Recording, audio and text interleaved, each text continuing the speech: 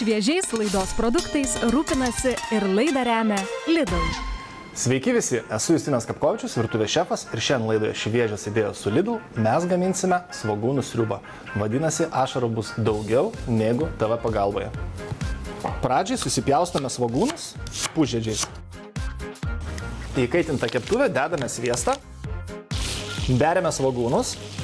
Mūsų svogūnai karamelizavosi, pilame šiek tiek Worcesterio padažo, dedame šaukštą miltų. Miltai reikalingi tam, kad svogūnų sriuba būtų tiršta. Viską gerai išmaišame ir paliekame troškintis. Kol mūsų sriuba troškinasi, apsikepsime vištą.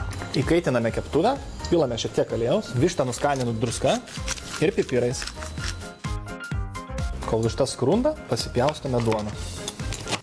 Belieka viską patalpinti į vieną indą. Pradžiai pilame sriubą, išdėliojame vištą, susmaigstome duoną. Paskutinis komponentas – sūris. 15 minučių orkaitėje ir galėsime ragauti mūsų patiekalą. Kepame 180 laipsnių temperatūroje.